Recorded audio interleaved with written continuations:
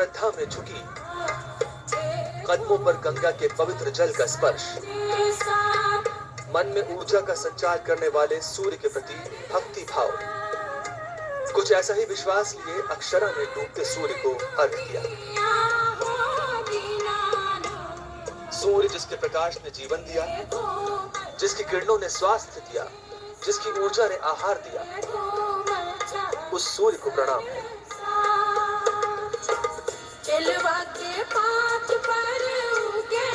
न पुजारी न पुरोहित और न ही आस्था की प्रतीक प्रतिमाएं, जो है वो प्रत्यक्ष है।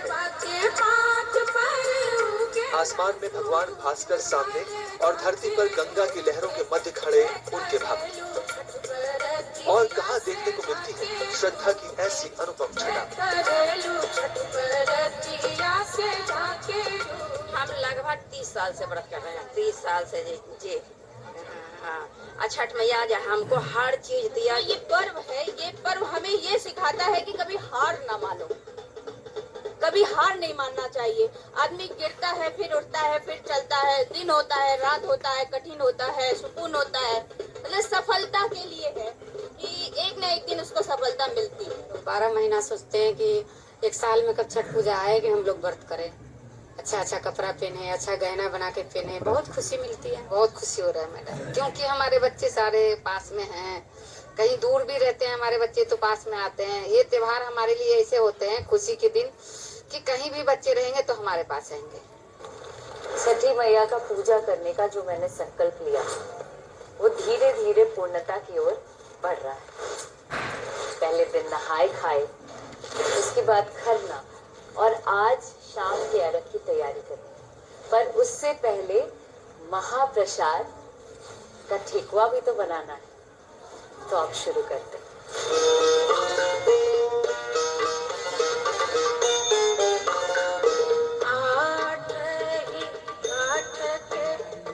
छठ पर्व के तीसरे दिन सुबह से ही घर घर महाप्रसाद बनाने की गहमा गहमी शुरू हो जाती है। पूरे हिंदुस्तान में इस पल का बेसब्री से इंतजार रहता है।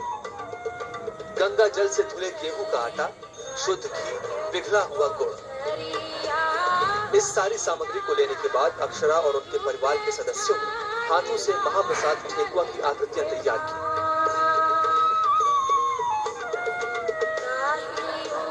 चूल्हे की धीमी आंच पर गर्म होती घी की कढ़ाई में छठ पर्व का मुख्य प्रसाद तैयार होने लगा। तो महाप्रसाद बनाने की तैयारी में आप लोगों को पता हुआ ठेकुआ बहुत ज्यादा इम्पोर्टेंट होता है।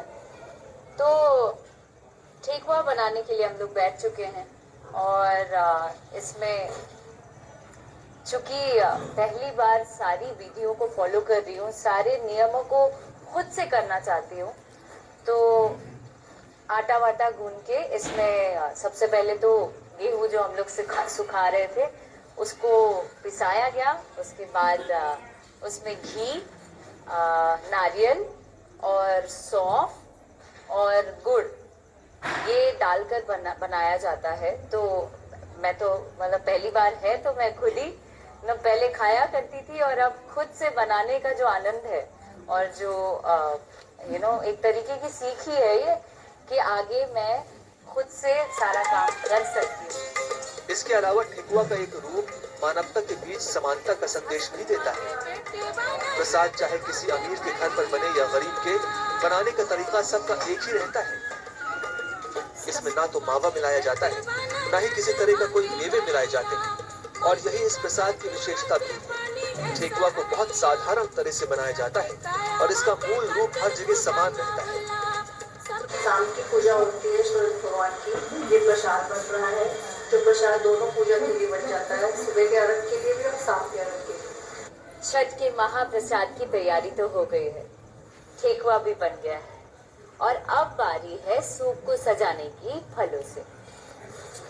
जैसा कि मैंने अपनी दीदी और चाची से सीखा वैसे ही कर रही हूँ कि सारे फलों में 5 बार टीका लगाते हैं और उसके बाद उसको सूप पर रखते हैं अरेंज करके अच्छे से। आप लोग तो जानते होंगे, मेरा पहला है इसलिए मैं बता रही हूँ क्योंकि सीख रही हूँ और करती जा रही हूँ। जय छठी मैया। जाने ला कि महिमा छठ मैया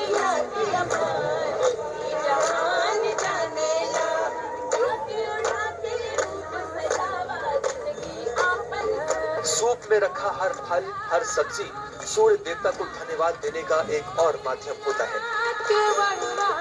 गन्ने को सूप में मौसम की नई फसल के प्रतीक के तौर पर रखा जाता है। डाब नींबू सर्दियों के मौसम में संक्रमण से रक्षा करता है। मौसम की सब्जियां एवं अन्य फल इसलिए रखे जाते हैं क्योंकि वो सूर्य की कृपा से ही प्राप्त हुए हैं। हाँ, फलों को जोड़े से रखा जाता है और इसके पीछे की कहानी भी अद्भुत है।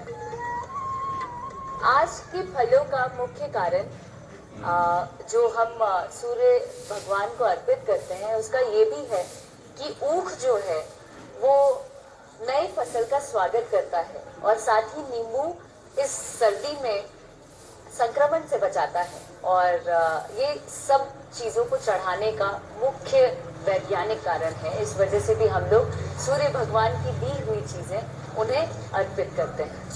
ये भी एक विशेष कारण है। अक्षरा ने सारी सामग्री रखकर सूप तैयार कर लिया। अब घर के किसी व्यक्ति को पहले से गंगा तट पर ले जाकर उस सूप को स्थापित करना है ताकि सूर्यास्त के समय अर्घ्य के लिए उचित जगह और समय मिल सके।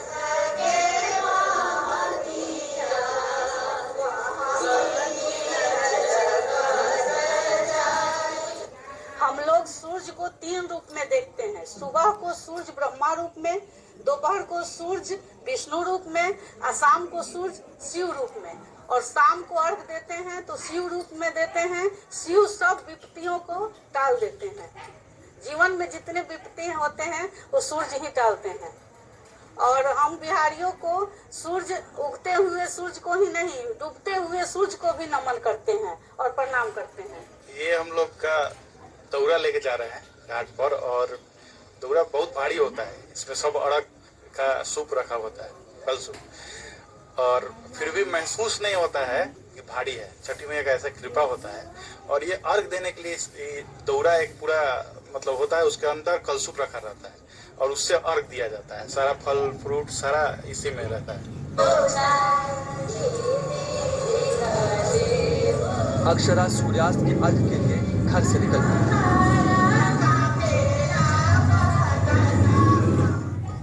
इस दौरान जो दृश्य घरों से गंगा घाट तक दिखता है वो आस्था का जागृत रूप होता है। सैकड़ों व्रती घरों से निकलकर गंगा घाट की तरफ चलते हैं और उनके पीछे पीछे चलता है श्रद्धा का सैलाब बनकर आस्थावान लोगों का समूह। आपका पर्व संपन्न हो, आपका व्रत संपन्न हो। बहुत बहुत शुभकामनाएं आपको अक्षरा, बहुत बहुत धन्यवाद।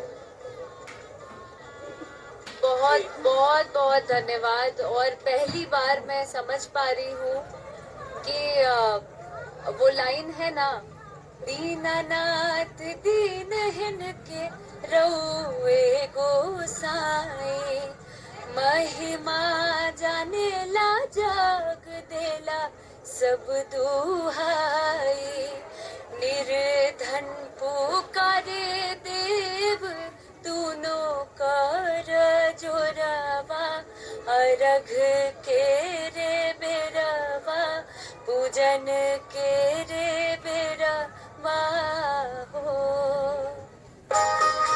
जिस रास्ते से व्रती निकलते हैं उस रास्ते की मिट्टी को लोग माथे से लगाते हैं। धीरे धीरे सूर्य अस्त होने लगता है और जब वो समय आता है प्रकृति, मानव और ईश्वर तीनों मानो एकाकार हो जाते हैं। जी माई के कैली बारतिया उगए गुसैया हमार। तन अन्न जल विहीन, मन विकार विहीन गंगा के शीतल जल में सूर्य को अर्घ्य देती अक्षरा और तमाम व्रती और हर तरफ टिमटिमा देती है। और कल सुबह हम उगते हुए सूर्य की पूजा करके अर्घ करके तब व्रत तोड़ेंगे। 72 घंटे का। हाँ, 72 घंटे का होता है नीराजल। सबसे पहले सूर्यास्त में जल चढ़ाया जाता है, उसके बाद सूर्योदय में चढ़ाया जाता है। ये ऐसा पूजा है जबकि सूरज भगवान को सबसे पहले सांझ में अर्घ दिया जाता है, फिर सुबह में अर्घ दिया जाता है। छठ का बहुत सारा मनोकामना पूर्ण होता है। भगवान सीता माता ने पहले पूजा किया था इनका, छठ माई का, ठीक है। इनको सभी करते हैं, अभी तो देख रहे हैं देश विदेश सभी करने लग गए। श्रद्धा धीरे धीरे अपने विराट रूप में आती जाती है।